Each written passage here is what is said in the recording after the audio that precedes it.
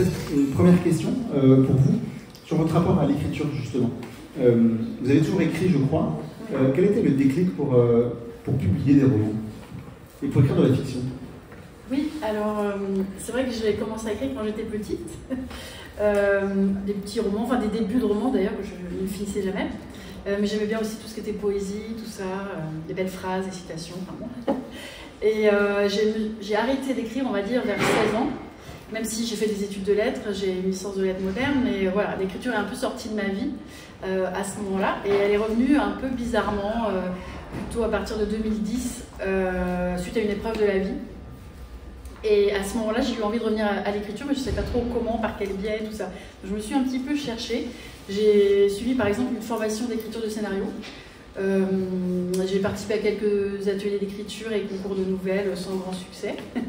Et puis, je suis devenue écrivain public aussi. Et dans ce cadre-là, j'ai côtoyé, on va dire, des manuscrits. J'ai fait de la correction de manuscrits, par exemple. Et à force de voir des manuscrits passer et des romans, je me suis dit, mais en fait, c'est ça que j'ai envie de faire. J'ai pas forcément envie d'écrire pour les autres avec mon métier, on va dire, d'écrivain public. Sachant que j'étais enseignante à côté, c'était un petit cumul d'activités, on va dire. Et là, je me suis dit, non, en fait, j'ai eu un déclic en 2014. Je me suis dit, non, mais j'avais commencé, donc, Histoire d'art. J'avais écrit quoi, 20 pages 2 ans plus tôt. Et cet été-là, l'été 2014, je me suis dit, bon, allez, je le prends, je le finis, voilà.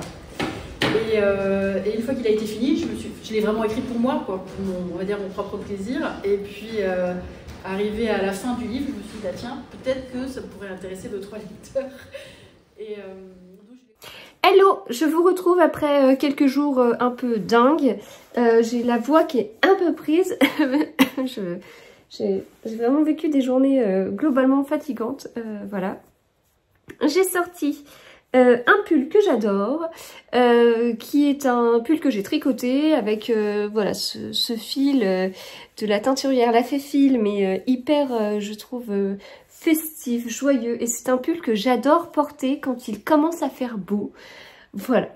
Donc, chaque année, c'est comme ça. J'adore porter ce pull à ce moment-là. Alors, j'ai posé 3 jours cette semaine et puis bah, ensuite j'ai repris le travail parce qu'il y avait beaucoup de choses. C'était hyper, enfin des trucs assez fous en journée, etc. Donc voilà. Du coup, je me suis organisée de cette façon-là. Alors, mais en plus, je peux pas tout vous dire. Si vous m'avez suivi sur Instagram, vous avez dû voir mes stories où je vous disais « Ah, ça c'était trop bien, mais alors je peux pas vous en parler. Et ça c'était... mais je peux pas... » Voilà. On va faire un peu la même chose ici. Donc, lundi, j'ai vécu une matinée de dingue, un truc de folie. Enfin, c'est fou. C'est totalement fou. C'était trop bien. Je pourrais vous en parler dans un peu moins d'1 mois. Donc, voilà. Mais du coup, je continue un peu à travailler dessus et tout. Et ça, c'est génialissime. Enfin, c'était lundi matin, mais ça un petit peu plus que le matin. Donc voilà. Mardi. Ah oui, mardi, je suis allée dans une maison d'édition, etc. Mais pareil, je vous parlerai plus tard de projets liés à ça. Ensuite, mercredi. Eh bien, mercredi, nous sommes partis toute la journée. Je suis partie à 8 h le matin pour rentrer à minuit. Voilà. C'est bien. Et on est parti à 8 h. Je pensais qu'on aurait pu partir, enfin qu'on aurait dû partir plus tôt, mais non. Et nous sommes allés au château de Chambord. J'ai eu la chance d'être invitée par Hachette pour la sortie d'un guide pour enfants, Mission Routard, sur les châteaux de la Loire. Mais en fait, il y en a 3 qui sortent en même temps. Donc, les châteaux de la Loire, Rome et Londres. Et donc ici, dans les châteaux de la Loire, donc il y en a plusieurs, hein, n'est-ce pas?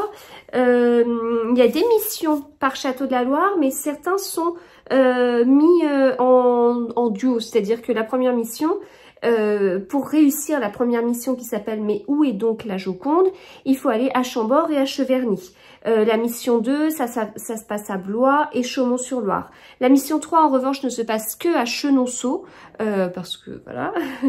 c'est le château de Chenonceau.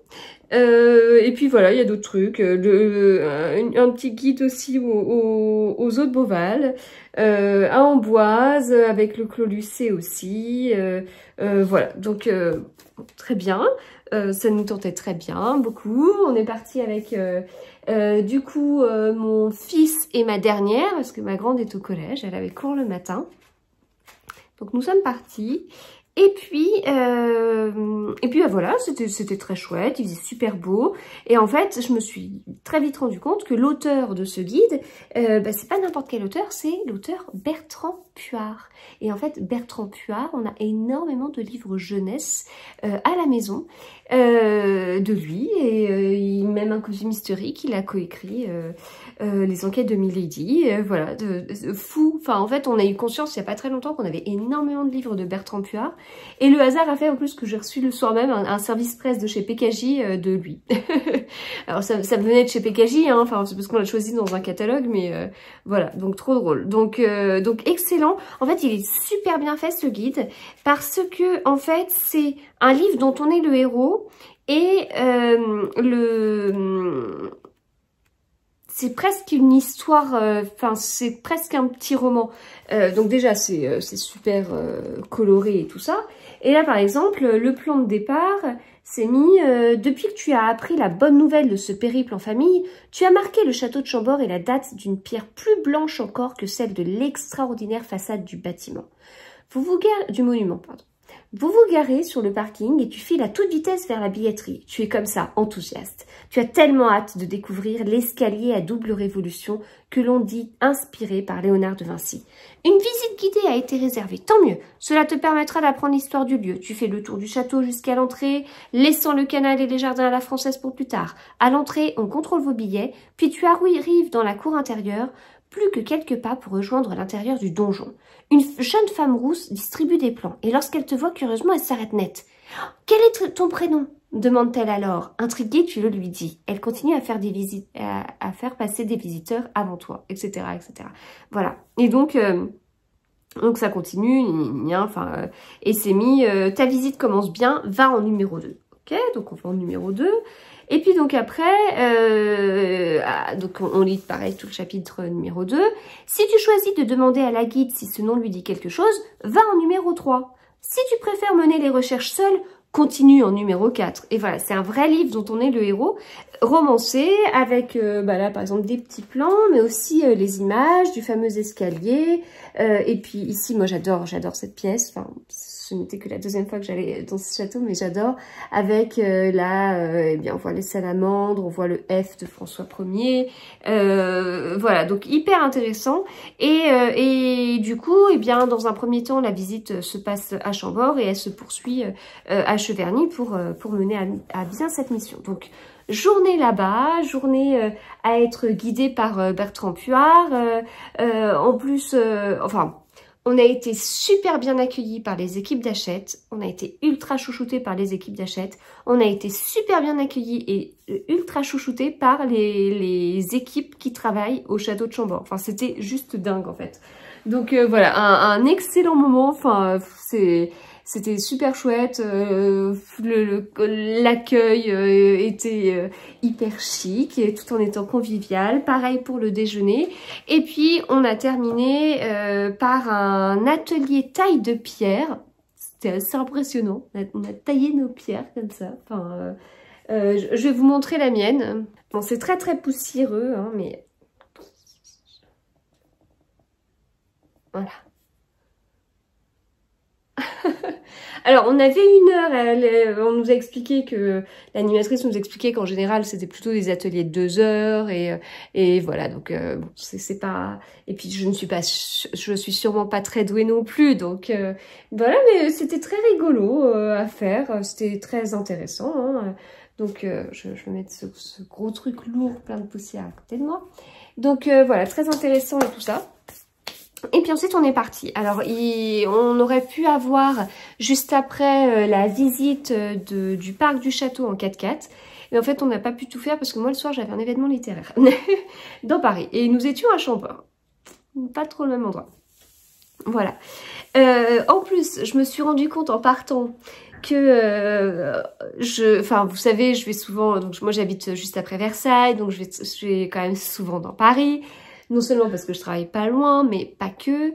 Et donc j'ai quand même besoin de mes GPS, hein. J'ai quand même besoin d'un petit GPS pour déjà parce que je connais pas tous les endroits à Paris, mais aussi parce que il s'avère que c'est bien d'avoir un GPS qui connaît un petit peu la circulation et qui peut me trouver un itinéraire bis si jamais il y a un petit souci, si jamais il y a des bouchons, si jamais il y a des travaux, enfin voilà, ce qui m'arrive en fait tout le temps.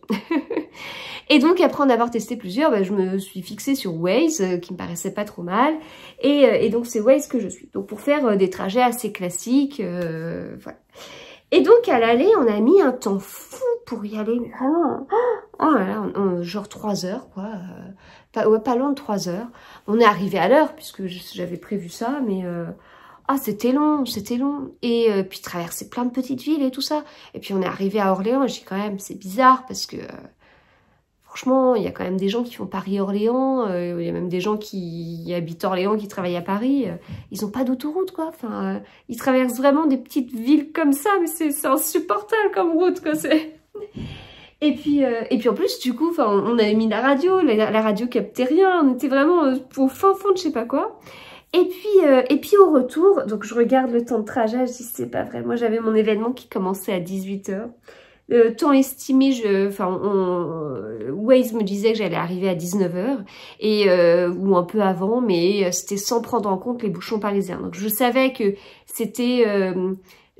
sur le temps indiqué, j'allais me prendre 15-20 minutes de plus, quoi. J'ai dit bon, alors que justement on était parti tôt et tout ça pour pas trop louper. Et puis on arrive à un rond-point et d'un côté on me dit de prendre une direction et tout droit c'était Paris avec un beau panneau bleu. Péage, autoroute et tout. Moi, je veux prendre cette route-là. Donc, je m'arrête 2 secondes, je navigue dans Waze pour regarder. Et en fait, en farfouillant dans les options, je me suis rendu compte qu'il y avait une option qui était cochée. Éviter les péages. Oui, je dis alors là, non. Non. Je ne veux pas éviter les péages, je m'en fous là. Faut que je rentre. Et au final, donc j'ai pu arriver à la soirée à 18h20. 18h15, 18h20. Voilà. Donc, ça a été une petite organisation familiale et donc cette soirée, eh bien, c'était la soirée de Sophie Rouvier, organisée par Fayard et Livres de Poche, pour fêter la sortie d'À peine plus loin que le soleil en grand format. Et je ne peux pas vous montrer le poche parce que je ne l'ai pas eu, mais puis je ne peux rien demander parce que j'avais déjà le grand format de l'année dernière. Et puis la Foudre, voilà, qui était sortie chez Fayard l'année dernière, que j'avais eu à ce moment-là, et qui est sortie chez Livres de Poche. Il y a une petite Foudre. Je l'avais fini la veille parce qu'en fait il y avait eu des petits trucs, en fait au milieu de tout ça il y a quand même un truc dont je ne parle pas, c'est la sortie de mon livre. C'est-à-dire que j'ai couru à droite à gauche pour fêter les sorties d'autres auteurs et puis je vous parle pas de mon livre. Et en fait il y a des soucis de distributeurs, pardon. Et donc ça veut dire que certains endroits n'ont pas été alimentés, dont Amazon, qui est quand même l'un des endroits où les gens ont le plus acheté. Et donc en fait, ça a été, pour un certain nombre d'endroits, ça a été reporté au 26 mars. Donc la sortie du livre est le 20 mars, a été le 20 mars. Donc certains l'ont eu le 20 mars et d'autres ne l'ont pas eu à ce moment-là. Et moi, du coup, il y a un moment où au milieu de tout ça, je devais aller dans ma maison d'édition pour voir les services presse et tout, mais il n'y avait pas de livre. Ils n'avaient pas de livre. Donc moi j'en ai un, je sais qu'il y a quelques gens qui en ont eu un, etc. Et puis d'autres qui l'attendent. Et voilà. Donc vous avez certainement dû en entendre parler parce qu'il y a pas mal de livres qui ont été impactés par rapport à ça. Voilà. Donc je sais plus pourquoi j'en étais arrivée à ça. Enfin bref, voilà, c'était donc ça a été un peu 3 jours assez denses, de régler des trucs, voilà, etc. Où j'ai joué à 3 jours où j'ai joué à l'influenceuse littéraire. Je vous ai fait pas mal de stories parlées aussi. Bon, va falloir voir comment je casse ça maintenant. Maintenant que j'ai repris le travail. Et mais bon, enfin c'était sympa, c'était bien. Et là, la soirée avec Sophie Rouvier, elle était très chouette aussi. En plus, j'ai vu et revu pas mal d'auteurs que j'appréciais, donc c'était bien. On a bien discuté. Et le lendemain, le jeudi, eh bien, je suis allée à la rencontre Babelio pour Laure Manel. Alors ça a été un peu un peu bizarre parce qu'au final je faisais partie vraiment de la rencontre Babelio, et de ce que j'ai compris, j'ai été enlevée de la rencontre Babelio pour faire partie d'un petit nombre d'invités par Michel Lafon, et je remercie du coup énormément Michel Lafon parce que on était 2 invités Michel Lafon. Donc voilà, du coup ça s'est passé comme ça, ce qui fait que de la même façon le grand format et le poche ont été distribués pendant à ceux qui assistaient à la rencontre, mais au final en étant invité Michel Lafon, je ne peux vous parler que du grand format parce que je n'ai pas eu le livre de poche, et donc il s'agit de 5 cœurs en sursis, et mais de toute façon, enfin le poche, moi j'avais déjà en grand format l'année dernière. Mon objectif c'est pas de multiplier les livres. Il y en a qui l'avaient déjà reçu en plusieurs fois et tout. Non, un ça me suffit, c'est déjà très bien. Ça remplit déjà bien les bibliothèques, donc c'est très bien. Et donc voilà, écoutez, je l'ai tout juste commencé, il est très bien, Laure Manel, moi je suis fan, archi fan. J'ai lu tous ses livres. Alors est-ce qu'on peut dire ça? Parce que ce livre sort le 28 mars, et au moment où j'enregistre, on n'est pas encore le 28 mars. Donc j'ai lu tous les livres qui sont sortis. Mais j'ai pas encore lu celui qui n'est pas sorti, mais que j'ai la chance d'avoir entre les mains. Voilà, qu'est-ce que je peux vous dire d'autre? C'était très chouette, la rencontre était hyper intéressante. Enfin, moi j'adore Laure, donc voilà, elle est toute en simplicité, ce qu'elle écrit c'est excellent. Les quelques pages que j'ai lues, je me suis dit, oh là là, qu'est-ce que ça m'avait manqué, son écriture, son style, ses chapitres courts, son rythme. Là il est plus épais que d'habitude, mais...